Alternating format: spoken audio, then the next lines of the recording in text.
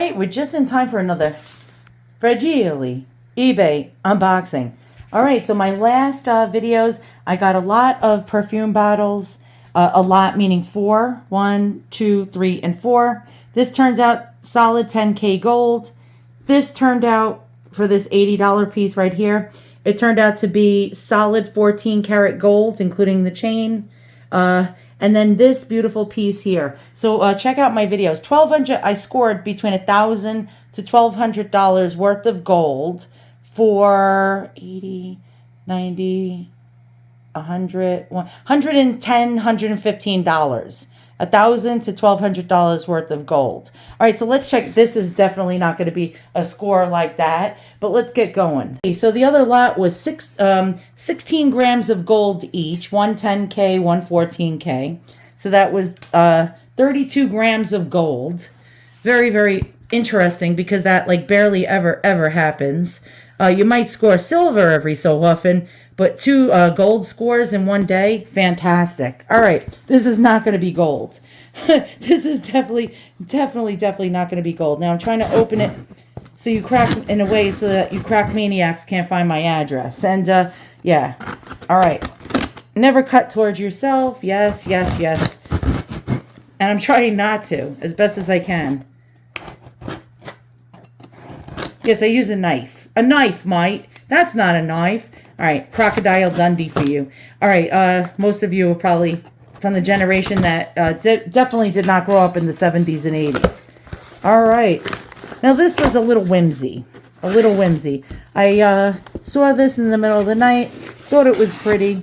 I offered the seller $30. They wanted $45. They took my $30 offer, which shocked the shit out of me because I woke up, I made the offer and went to bed. Woke up and it was in my cart. So I was like, yay, let's hope it's packed well. Oh, wow, this person double boxed. All right. Seller, you definitely get a 5-star. Well, so far. And now they did not say how big this was. And I'm guessing it's very small. I'm not guessing that it's very big. Oh, yeah, definitely we need the knife, mate, for this part. All right. All right, so far, good on you, seller. Good on you. Let's just hope this isn't broken.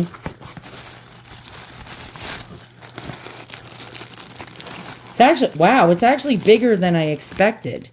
All right, hold on. We gotta find the oh, look at this. This is genius packing. To all you eBay sellers out there, if you see this, this is the way antique fragile glass should be packed. This seller, damn, this seller has high intelligence level. We're talking like off the charts, genius level IQ. Okay, because that is, you got to be smart to figure out a system that's so good like that. Okay. So they were nice enough to even put this in a baggie. Wow, this is somebody that really cares. This is the type of eBay seller that I like to see. I like to see every single day. All right, so let's get this open. Glass makes me very nervous. Seriously nervous. I have a nervous problem as it is. All right. And I collect antique scent bottles and perfume bottles, all sorts of antique things. And this person sold this as a perfume bottle. I highly doubt that this is a perfume bottle. I'm guessing it's a decanter. But you can put perfume in it. All right, I'm taking the stopper out. And I'm guessing what we have here is antique art glass. And if I can get the damn stopper open, I'm under pressure here. I'm under pressure. The camera's rolling. You know, it makes me nervous. All right. Okay, so let's look at the evidence here. What do we have? All right, hold on. Hold on here. All right. So what we have here is, oh yeah, this is a crystal stopper. And usually antique, okay, any glass that's from 1920 or before generally has bubbles in it. That's how you can tell the age. So I'm going to go ahead and look and see if I have any bubbles in here. Oh, I see bubbles. See the little bubbles in there? This is telling me this is old glass. See the bubble? Old glass. Now, that's not to say they don't put bubbles in glass today. They do it for decorative purposes. But this is old. And this is a crystal ground out stopper. Really quite beautiful. And so, wow, look at this. Look how this shimmers. Look at the gold gilding going around this. And yeah, you see a bit of cloudiness. That is normal for old glass. It does not detract from the value. But look at that. You see that nice point on the top? They made this like a diamond. All right, and let's look over now. I just want to place this down gently. Okay, and so look at the, oh my God, is this gorgeous. Okay, this glass has all different colors going throughout it. This is Bohemian, most likely. Now, I'm no glass expert. I will begin to tell you right now I'm no expert, but I collect enough glass to assume that this is probably Bohemian. Look at the color graduation. It goes from clear to some kind of like blue-green. All right, really quite lovely. Do you see that? There's a graduation. We have raised gold gilding. Oh, wow. Okay, we have a mark on the bottom, and it has a number 5 with a dot. Generally, Bohemian glass or French glass, you'll see a little number. We have a ground out pontil. This is where they would break off the glass when they were blowing the glass. This is telling me that this is hand-blown glass. It is not molded or pressed, which is, I hate pressed glass, even antique pressed glass. Look at the gilding around the top. Now we got like a ruffle going on. I don't know what they call that. There's a word for it. And you see the little ruffle, but the painting is exquisite on this piece. Let's go ahead. It looks like some kind of African violets. We got this, the green leaves. Look at the raised enamel going across this piece. And this is most likely, I'm not 100%, yeah, I'm not a genius when it comes to antique glass, but this is telling me this is most likely Bohemian, which is the Czech Republic as we know today. Bohemian glass, which I love. I go wild over Bohemian glass. It's telling me that this is most likely Bohemian or French. Let's go ahead and take a look at that. Wow. Okay. Now let's put the stopper in here. And we're going to go very carefully. Okay, so like this old glass, most of it was unmarked. You will not see it marked, which sort of sucks because, you know, it's very hard to figure out who the hell made this. Now, this is gorgeous. So this is one hell of a score for 30 bucks. Yes, I had to pay shipping and I had to pay taxes, but look at this. Oh my God, is this beautiful. Let's check out this workmanship. This is exquisite looking glass. Really, really stunning. And the color, look how it graduates as you go up. So from the bottom, let's check this out. From the bottom, look at that. It goes to a light, almost like a clear, almost iridescent. And as you go up, and it graduates in color. And I'm going to see if this has any kind of radium in it. We're going to do a radium test. Oh, I love doing radium tests. So let's turn the lights out. Okay, we are in the pitch black dark right now. All right, we're going to do our radium test. And I don't think we have radium, boys and girls. It would glow green if we had radium. So let's go ahead and take a look. Sometimes you aim it a certain way. And yes, we don't have radium. Let's check if any of my perfume bottles have radium on them. This one glows a little. Wait, hold on. This one glows a little green. Has a slight bit of radium in there. Very, very slight. All right. So, yeah, gold doesn't have radium in it. All right. Yeah, we do not have radium glass, but I will show you what it should look like if it had radium. So if it had radium in it, it should look like this. So, do you see that? Tell me that's not insane. All right. So, yeah, a lot of the old glass has radium in it. So, if it had radium, we would be seeing this right now. But we're not seeing this. We're seeing this. Isn't that, wow, isn't that the coolest thing ever? All right. So, all in all, this was a score. This was a really good glass score. Now, to let me have this for $30, God bless that seller. I'm going to tell you right now, this is just so stunning. Who made it? Who made it? Now, there's a lot of Bohemian glass makers that could have made this. One of them that comes to mind is Harak. Another one, Haida or Carl Goldberg, I believe. Another one, I'm going to pronounce it incorrectly. Riedel. Who else? Moser. I don't think it's Moser. It could be Moser. If it's Moser, I'd love it to be Moser. Who else? Who else? Well, let's go ahead and go take a look at some Czechoslovakian or antique Bohemian art glass. Here's some makers that come to mind when I think of Bohemian glass. This one, Harak, opaline style glass for $3.95. This is a vase. Really beautiful enamel work on it. Here's what the base looks like. Don't think we have Harak over here. I don't know. Very hard to tell. Now here's a French maker, Legras. I believe it's pronounced Legras. I think the S is silent, or Legras. And wow, 880 euros. Well, Jesus, wait a minute. Is this our glass? Hold on. Let's blow this up. Look at the tops. The top. Maybe we don't have Bohemian, boys and girls. I don't know. The tops are very similar, although we have this, I forgot what they call, Rigoro, or something, whatever they call that. But the colors graduate. We got clear. It goes from clear, and then it moves up to iridescent.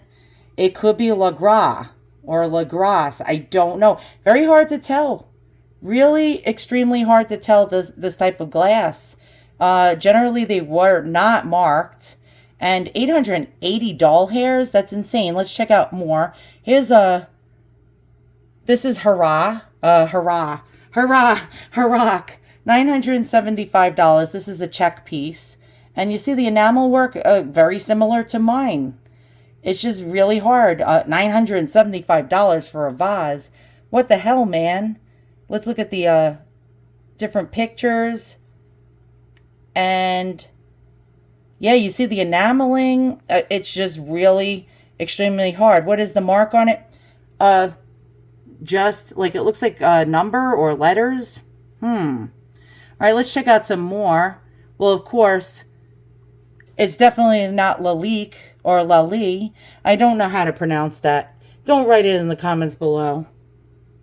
There's an amazing website called Mad for Glass. Okay, madforglass.com, and it shows you all the different makers, Bohemian glass makers. So we got, I'm going to pronounce it wrong, so don't be a prick in the comments below. Loetz, Moser, Rinskopf. We got Kralik and Steinwald, Palmy, Koenig. We got Poschinger. We got companies such as Harak over here, Heckert, Fritz Heckert. We got Riedel. We got Haida. Okay, so many different makers. Josephine, oh, I can't say this one. Can you? Josephinen Hut. Haida, which is called Goldberg. We got Theodore Rossler. We got Kurt, yeah, not going to even attempt that last name. We got, yeah, this is not happening. All right, so let's just check out, just for shits and giggles, some Harak glass. And you see he does use a lot of enamels. Yeah, it's just almost entirely impossible to figure out which one of these makers made my glass. Let's just check out some more really cool Harak glass. Again, we got this. Wow, that's a beauty. Look at that with the gold gilded feet. Yeah, it's not telling us. Now, you see a lot of it has enamel work on it. This beautiful enamel work. We'll do one more page of Harak, and then we'll go on to the next. And we'll try to figure out this mystery. And so here we go. Here's some Harak glass. And I'm filming my computer screen. There we go. Oh, this is really pretty. This is 1900. So this is giving us an idea about the age of our piece. So they made pieces with this enamel around 1900. Really interesting. There's some more Harak pieces. I'm trying to make it so the computer is not wavy. All right, let's go back. Let's go to another maker. And let's check out Moser. Okay, so I want it to be Moser, of course. And yeah, Moser made a lot of this type of enameled glass. Very, very pretty enameled glass. And so it could be any one of these makers. There's no marks generally on these. And here, let's go to the next. Here's another really cool vase. Not like mine, but similar because it has that folded top. Circa 1890. We got the gilding. well, not the, yeah, we do have like some gild work and enamel work. It's coming out wavy on my, on my thing right now. It's showing up as wavy because I'm printing my computer screen. We'll do one other page. Let's keep going. And as you can see, look at all this enamel work. So the Bohemians were definitely known for this clear glass with the enamel work. How old is this one? This one is circa 1920. Very, very interesting. And let's keep going. And as you can see, Bohemian glass is just absolutely stunning. We'll go to one more page. And wow. Okay? Just totally wow. This is like wowing me. All right, let's go back. Let's go ahead. And we're going to go into, oops. We're going to go into, let's check out, let's see, Haida. And here's some pieces from Haida. Nope, I don't think what we have is a Haida piece. Yeah, it does not look like a Haida piece. All right, let's go back. And let's go into, hold on, Theodore Rossler. And he does mainly like portraits on his glass. All right, nope, we don't have that. Let's see, Josephine. Yeah, I'm not going to even attempt that. Nope, I don't think we have a Josephine Hood or whatever the heck you want to call that. Yeah, definitely not that. And let's go back. So my guess so far, it's either Moser. Oh, we go back to the other thing. It's either Moser or Herrock. Let's go into Heckert, Fritz Heckert. And he did some enameled pieces as well. Glass with enamel pieces. Well, enamel painting. It's very, very hard to tell. I mean, absolutely hard to tell. How do you know? You got to be a glass expert. You got to have catalogs actually showing you all these pieces. We go into French, and we're going to check out the French pieces. It could be French. It could be Legras, Legras. It definitely, most definitely could. This is a hard one. So there's old catalogs you can go through. Legras glass or Legras glass, the powerhouse of Pantene, Divine Style French, and there's loads of things. You'd have to go through hundreds of catalogs. Here, 1898. Let's check it out. Oh my God. Okay. And they have enameled glass with stoppers and tops, and it's just really almost impossible to figure out who made this glass. I'm looking for a pointed top. 1898. Very interesting. Really interesting. I wish, you know what? Let's see if we can blow this up and make this bigger. All right, so we can like really zoom in on this. And so they made enameled glass pieces, a lot of decanters. Yeah, hand-painted enameled flowers. We got one with a more pointier top. So, trying to figure this out is like, yeah, it's not happening. So this $30 purchase is turning into a mystery. A mystery that is unsolved. If you may know who may have made this glass, please tell me in the comments below. But don't guess. Don't guess. If you're an absolute glass expert and you really know for sure, tell me in the comments below. Because it's very hard to attribute any kind of glass to any particular maker, especially since it's unmarked and so many different companies were making similar pieces. It's almost virtually impossible to try to figure out the maker. Now, I don't want to sit here and say, yeah, this is Moser glass decanter, you know, circa 1890s. I don't want to do that. You know what I mean? Because I'm going to inform you guys incorrectly. And then that's how glass gets attributed incorrectly in listings. So when a seller said, oh, this is a Herrock piece, you know, but it could have been made by Legras or Legras. And then that's how things get attributed. Then another person who doesn't know glass will find a piece and go to sell it and then see one that looks similar that was marked as Herrock, say, or Moser. And then write Moser glass, you know, decanter or a Moser glass vase or scent bottle. And then boom, you have all wrong attributions or, you know, identifications for a particular thing going all over the internet until everybody starts to misattribute certain pieces of glass to the wrong maker. So I don't want to like do this an injustice by telling you guys it is something that I don't know for sure. So if you know, write in the comments below. All in all, for 30 bucks, this was a major score. My guess is this is worth at least between $150 to $500. As we saw the different price ranges, if it's Le Gras or La Grasse, it seems like the trend lower for some reason. And one time that type of glass was selling for hundreds of dollars for a little piece. Apparently now the prices are trending down. Now I do notice that Bohemian pieces at one point were trending down, and the French glass was trending up, and now it's the opposite. So Bohemian pieces are now becoming more appreciated than, say, some of the French pieces. So this is just absolutely stunning. It was a really, really great buy. Thanks for watching. See you guys all soon on the next unboxing. So we have here, we even have a French piece here. And we have German glass over here. And yeah, so like I find like really amazing, cool, historical, antique objects on eBay. Thank God for eBay, because I don't leave the house. I have agoraphobia and I don't have a car. So it's very hard for me to go to estate sales or auctions.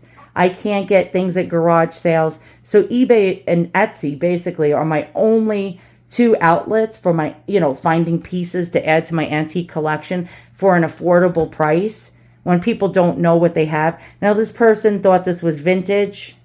I love it when they think it's vintage, because if it's vintage, that means 50 years or less. They just think it's like, I don't know, some like painted piece of glass. They'll put a cheaper price on it. Now, I love that. So, but we know for sure that this is definitely 1920 and before. My guess is this was made between 1890 and 1900. Thanks for watching. See you guys all soon, and so long. Look at this beauty. Oh my God, look at this beauty. This was a great buy.